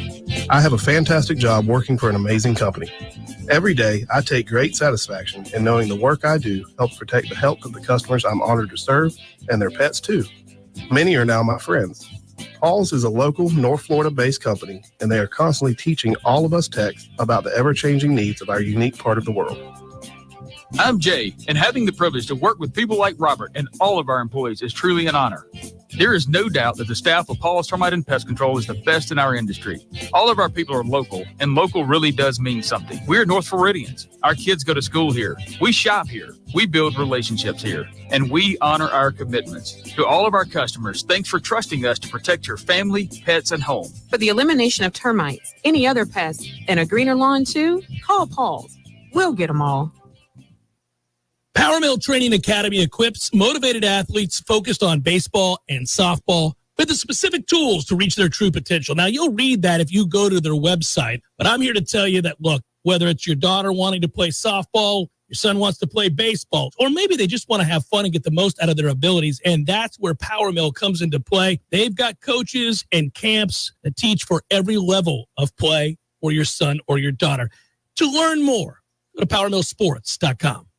Dream it, plan it, do it. Brian Barnard's Flooring America offers a straightforward way to shop with our streamlined shopping. Finding the right flooring is simple. Visit our newly remodeled showroom featuring the Room to Explore shopping experience, where our knowledgeable staff will walk you through the steps. Our family has been serving the area since 1976 with a local staff of more than 35 people trained in flooring sales and design. We know floors, and we know styles. Let us help make your home timeless. Brian Barnard's Flooring America, where friends send friends. Science-backed, technology-tracked, and coach-led. Hey, Jeff Cameron here. You've heard me rave about the benefits of Orange Theory Fitness and the proven track record of science-backed interval training. Well, now Orange Theory Fitness has done it again, adding more ways for you to improve your health and look your best. In addition to the always great standard workouts, OTF has added Tread 50 and Strength 50. For those in the mood to just lift for an afternoon or attack those cardio goals for the day. Take the guesswork out of exercise. Make sure you're getting the most out of each and every workout. Orange Theory Fitness, location Midtown Tallahassee and Village Square Boulevard. Real Talk fact number 44. Banging your head against the wall for 1 hour burns 150 calories. This is Real Talk 93.3, Tallahassee's Real Talk station. The Jeff Cameron Show, brought to you by Orange Theory Fitness. 2 Tallahassee locations, Midtown on Thomasville Road and Northside in the Village Common Shopping Center. Online at orangetheoryfitness.com. Yeah, old batted balls Peyton could have done the Manscaped ad for us, Tom. Old batted balls to do the Manscaped ads for us, or at least be a special guest for one. Do you want to tell him about his nickname or ask him about the pride he takes in swatting footballs down next week? It's actually why I brought it up. I don't know if he's aware of the nickname Old Batted Balls Peyton, but I'll make him aware of it when I'm in Charlotte. In 1 week, I'll be talking to him on this very day, 1 week from today. Another reason to celebrate, another indicator that we're that far along. I can't really believe that. So today's the 15th, so 17 days from right now, 16 days from right now. By the way, that's a great one. Gonna bat the hell out of that ball. Look at the focus on his face in that picture. That'd make for great radio, but man, that is oh buddy, you better get rid of that. I'm coming for you. But no, honestly, it's rare you see a guy with those instincts, and his timing is really good. But I do want to ask him about, the kind of season he's expecting to have, because I think the expectation for Patrick Payton is that he'll play his way into being a first-round draft pick. Yeah, I think so as well. He's just such a easy guy to root for. The way he gives effort, the way he stays involved in the play if it doesn't come his way. You see it a lot on offense, especially receiver is an easy place to point to. It's easy to see because you're out on an island, especially if you're an outside receiver. Guys who pass up on the assignment of blocking for a teammate. You can go all the way back to our Orange Bowl season, and Nooney Murray allows a teammate to get killed the play before he catches the go-ahead touchdown against Michigan. Great teammate. Right. And it's those efforts. For a defender, it's okay, I'm coming from the backside of the field, wherever the play is going, it's not my side, but then you see me in the picture on a television screen, and here I am pursuing and either making a play or forcing somebody out of bounds or whatever it is. We don't herald that very much as a football-loving public. We try to on this show, and Patrick Payton is involved in so many of those moments where it's not his assignment, and yet he makes the play. And it's really cool. He was just on social media the other week saying Mike Norvell helped save him / make him the guy that he is, make him the person that he is today. And we've seen there are heated moments in practice between those two parties where the blood boils. And it's just, you see the competitor and then also the football IQ. When you blend those two things together, special things happen. And he's only gotten larger in stature too, to be a little bit better and more well-rounded. He's a fun player to have covered heading into his final season, and I can't wait to see what kind of numbers he puts up. It is surprising. We talked about it some last week, and I don't want to belabor the point, but we were kind of making fun of Georgia's culture. Obviously, they've been very successful in spite of the fact that everybody is involved in reckless driving on a daily basis, seemingly. But Mike has created a situation here where there are guys that we talk about on a daily basis who are projected to get drafted, really well thought of, really productive. They play at a level of excellence on the field that allows you to go this past year 13-0. And there aren't a bunch of guys that you're like, I'm a little worried about his time here. I'm a little worried about whether or not that guy can adapt to what's being asked of him here in this culture, in this locker room. Just don't see it. You just don't, and the guys that struggle to do so, the guys that come in here and don't get right quickly and don't pick up on what's being asked and the way the locker room is owned by the players and how they go about creating that culture, those guys kind of shuffled off quietly. They don't last long. I don't want to call out any particular player, but there was a player who I thought had a chance to be really good. And it's a shame that it didn't, work out, that he had those problems. But that player may go on to be very good, but he's already gone. And, I think that's as much what Mike has created, but also what the players enforce. It's you don't get a lot of what we used to see towards the end of Jimbo's time, which is kind of renegade players doing their own thing and never really being held, having their feet held to the fire. I'll just say this, and I'll talk about it in vague terms. But there were players who routinely did things that ran counter to what they were trying to teach and what they were trying to do in terms of producing productivity, right? Having week-to-week success. And were never really made to pay. There were no consequences for those actions. They were told to get back out there. That doesn't really happen here, but I'm more impressed by the fact that the players enforce that. Yeah, and that's the final step. Is player enforcement. That's what 2013 had for this program that 2014 did not. Was that player? I mean, the talent level was the same. Maybe 14 was a little bit more talented than the 13 national champion Florida State Seminoles, but they didn't have whatever that extra accountability was. It's funny. I even do it. I say the word and I roll my own eyes. Accountability, whatever, culture, chemistry. It's important. But when you see Mike Norvell's program practice, I get it. It comes to life. In those details, it comes to life. It can be as simple as a transfer who just came on campus talking to a third-year player and trying to get technically better, teach the other player to become technically better. It could be an offensive lineman and a defensive lineman walking out of practice together talking about the reps that they just went through. I mean, I'm giving two examples. One's of Keon Coleman. The other is of Armella and Verse from a couple of years ago. Meach and Patrick Payton used to walk out of practice together, almost arm in arm. They love talking ball with each other. And those are now 3 examples. I'm sure in your brain, populated because we have the access to go see these practices, another 12, another 15 of those type moments. And you don't see kids getting tossed out of practice or shouted down. There might be moments where somebody, the immaturity gets better. Mike might have a thing to say to a receiver. Sure.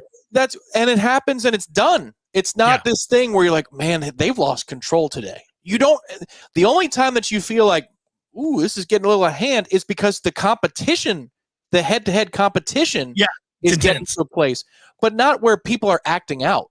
And so, I mean, it's true. I roll my eyes at those terms, but you go to these practices and you see it, and I'm hoping it happens every year, that it continues to renew. It seems like they're on a good pace this year. I'm just constantly surprised. I think it's hard to get anybody to play a sport this violent, this fast, this tough, this demanding, with coaches who are also willing to coach hard and not afraid to get after a guy who's doing it wrong. It's hard. Like, this has never been a thing within football that I've clutched my pearls about. I played football. I know what it's like. I know how days can go. I know how quickly things can get kind of out of control and things can get physical.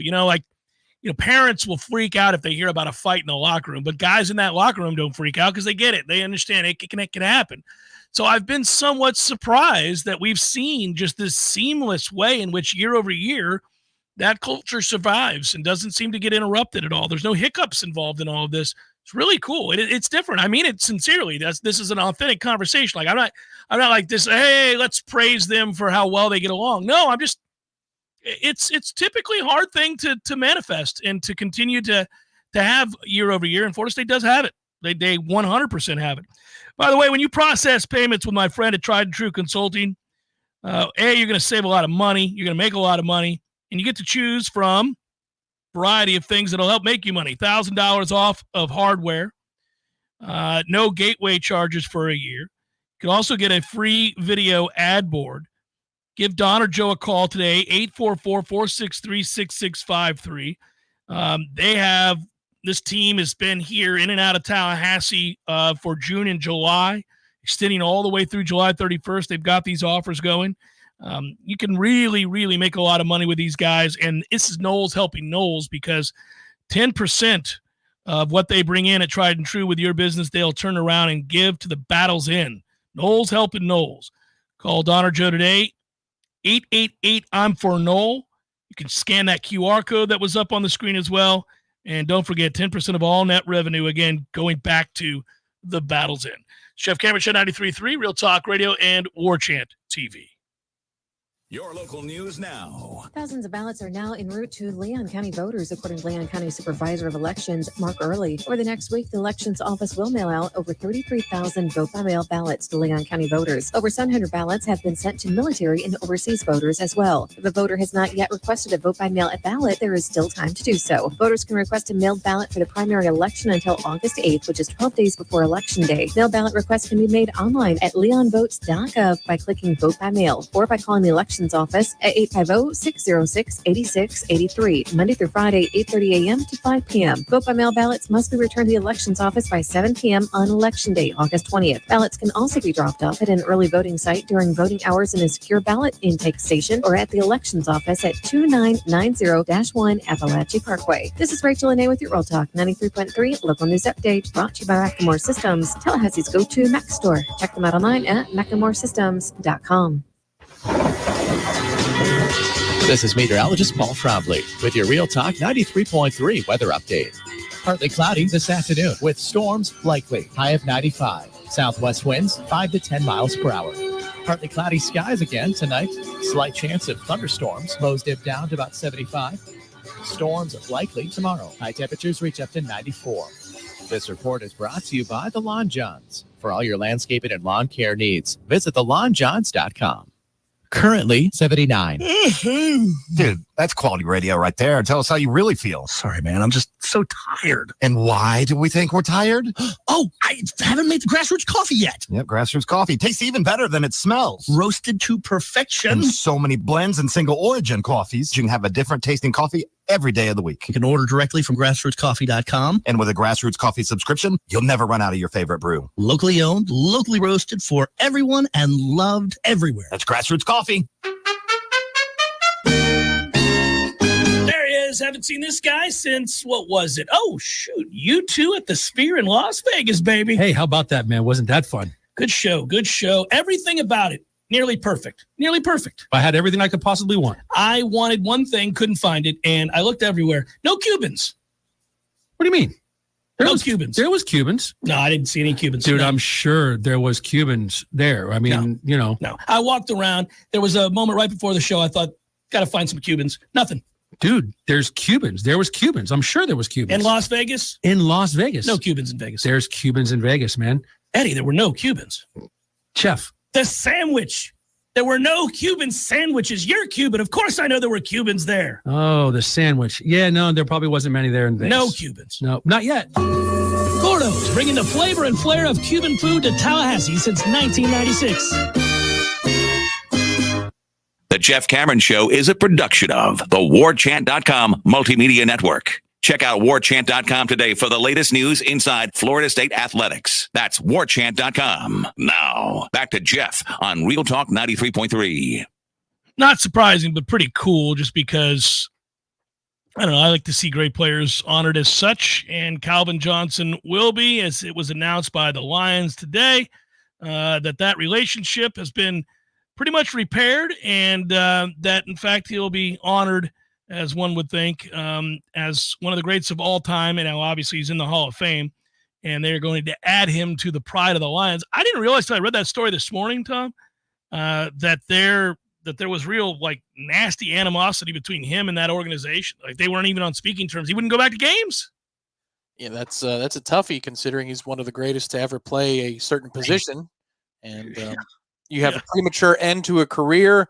You know, the circumstances weren't identical, but it happened with Barry Sanders before. That's a toughie. And one of the great stories about Calvin Johnson I've ever heard came from Ernie Sims, who's now on Florida State staff. Yep. Is that, you know, they still do combine type drills and practices and workouts for fun because they're competitors and they're elite athletes. And in theory, you get stronger, you can jump higher as you get into an NFL program than coming out of college. And they try to do a vertical jump one day. Calvin comes up and he doesn't just hit the little slits that, you know, whatever those things are to measure to the millimeter. Yeah. He hit the bar at the very top of the device. And then he just called it a day and walked into the locker room. I was going to bring that story up because Ernie Sims, one of our own, who was a freak of an athlete himself, has talked about that before. It is fun when you talk to those guys about whom it is that they admired. Who was it that they looked up to in terms of athleticism? Because they were always the best player on their team. They were always the biggest, strongest, fastest. They were always somebody that could dominate until they weren't. And when you get to the league, everybody's great.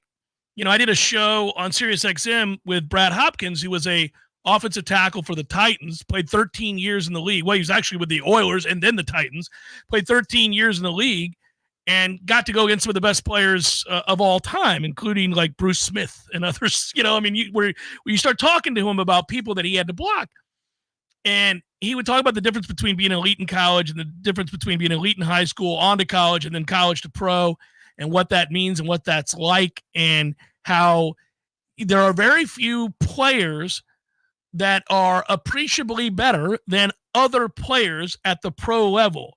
But when they are, it is truly awe-inspiring because it's not something that they've encountered all that often in their life. In their sporting life, they were always great. And then all of a sudden they saw an outlier, a freak, a preternaturally gifted human being that you thought, well, that's not possible that somebody could do that.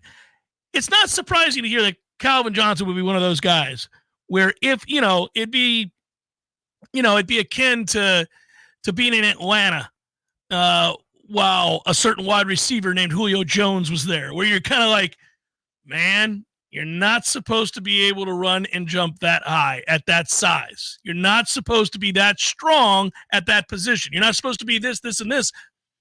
Calvin might have been the biggest freak we ever got to see play in the ACC. It's just funny. And that is saying something. And it's funny because of the system that he was in. You know, he and Demarius Thomas were both playing for a system, especially Demarius, where, you know, they chucked the ball down the field, and they weren't exactly, the Graham Harrell Texas Tech offenses. They weren't like Jimbo's, Jameis Winston offense. These guys dragged their teams to successful levels because they were transcendent in terms of their ability. And Calvin above Demarius, don't get me wrong, I'm not putting him in the same category. But it's funny how sometimes an obscure school can land one, and that guy changes everything for 1 year or two. But, those games, they get everybody. Those elite players at the NFL level, when they were in college, man, didn't we beat them that year? Sure, we did. But he went for 10 for 175 and 3 scores. Right, and it doesn't matter that you've got first-team All-ACC, first-team All-American players. Like, those guys just get people. Doesn't matter what they're. You can look at Lamar Jackson's career, win-loss record. Everybody wants to do win-loss record with quarterbacks. The year he won the Heisman, they cratered in November. Yeah. But he got his every week. He got his every single week. Yeah, there are players that are so exceptional as to never, like, a bad game for them is a very, very good game for any number of players on your team, and your team may be a lot better. Maybe a lot better than that player's team. Yeah, there are players like that. Somebody asked on the boards who's the best recruit in the last, I think he said 10 years. Is that right? So, what's funny is immediately I realized I couldn't say Jameis Winston, because the answer would have been Jameis Winston, but you can't. He was recruited more than 10 years ago. Yep. So who would you say, and I'm guessing this is about, for the Noles, who would you say that the answer is in the last 10 years? So you can only go back to somebody who said yes to Florida State in 14, right?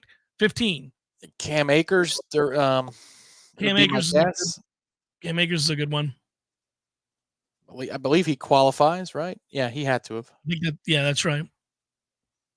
Yeah, I mean, it's funny because normally the kind of difference maker. Asante Samuel, maybe. Really? Well, I mean, Cam Akers is the star power. You knew when you got him, it was whoa. Here comes this guy. We had the high school reporter on. I was like, he's better than Jim Brown. No, he said he was better than Walter Payton. Sorry, Walter Payton. Forgive me. Yeah, he said he was better than Walter Payton. I'm like, I don't know if I want to throw that around. Maybe coming out of high school. But really?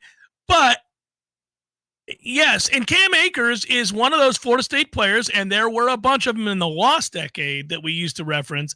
But he's one of the more recent guys that got caught in that sandwich, that ass sandwich, where we went through hard times right when they arrived, and just we couldn't get out of our own way, and the team wasn't good enough, and therefore his greatness was never allowed to truly shine. He was productive and really good just because he was, but those teams weren't great. Those teams weren't special. So Derwin counts. Derwin he just makes the cut. Does he? Okay. So Derwin was 2015. So if you want to keep it to, we're in the 2025 cycle right now, 2015 cycle. Right. That's what I was trying to say. Yeah. Derwin was one of the highest rated. It depends on the service, but it might have been Rivals. He was the highest rated safety they had in forever and a day. So, I mean, we knew that was an unbelievable get at the time too. And you know what's amazing?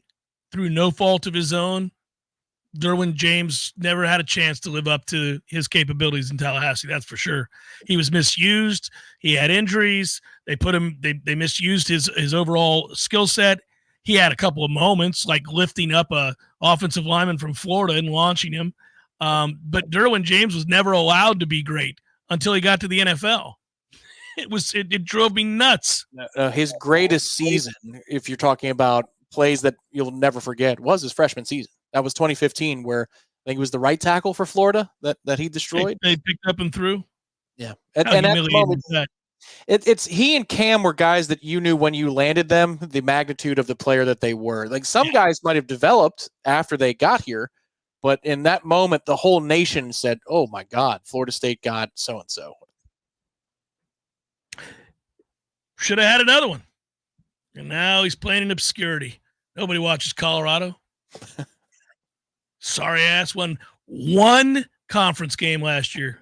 That's how many wins Colorado had in their conference last year. One. They do watch Colorado. Yeah, for about a week or two. And then it's like, well, I don't want to watch this nonsense again. Watch them not block people, give up 60 points. No, thanks. I'm good. Big Bang Theory got ratings too, There are certain sitcoms that did. I don't know how. There's an era where that happened. Well, yeah, Derwin, I think it's probably the answer.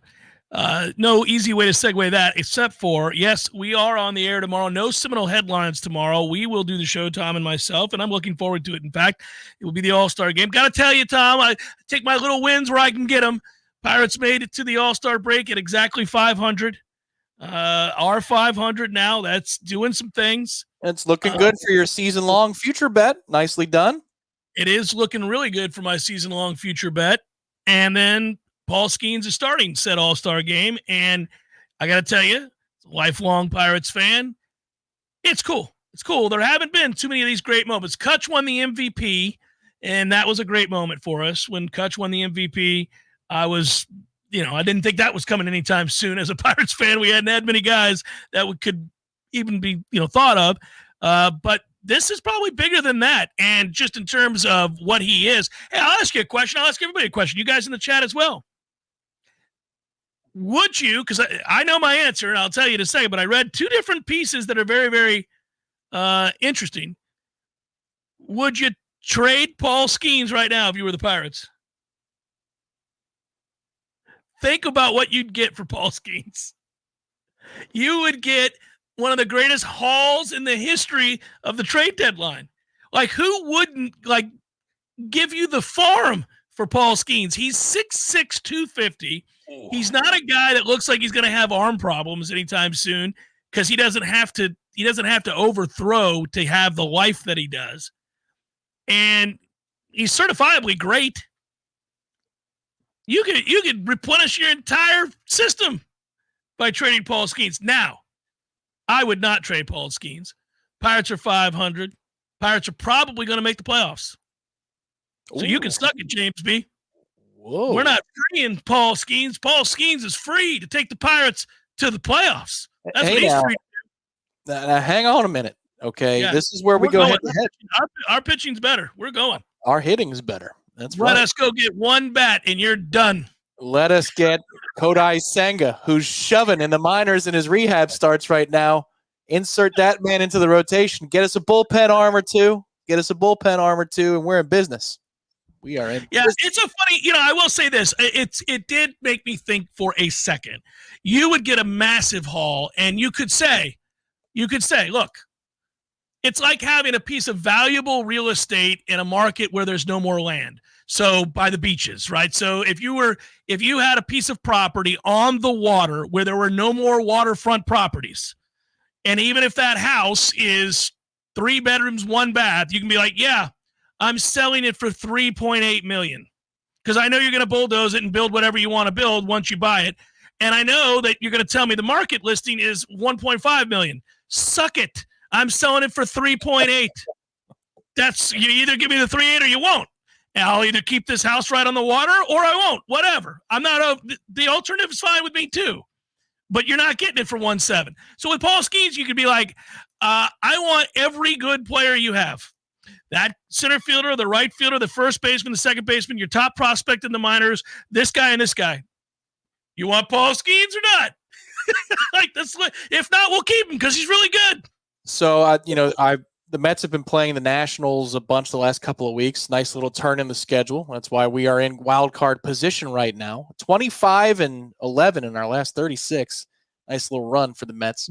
And so when you're playing the Nationals, they often put up the Juan Soto trade and the return that the Nationals got for Juan Soto, which was considerable. It starts with C.J. Abrams and Mackenzie Gore, who is trending to be a very good starting pitcher at the major league level. They've got a guy named Harlan Susana, who's in the minors right now throwing 103 miles per hour, again from the same trade. And then James Wood. a left fielder who has exit velocity routinely around 110 miles an hour, and he's one of the top 5 prospects in the minor leagues at the time. He was elevated about 2 weeks ago. So that would be the starting point for the Paul Skeens trade. We're just scratching the surface. Juan Soto, get the hell up out of here. This is Paul Skeens.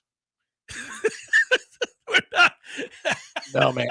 What I would do, and this is something that would be music to your ears.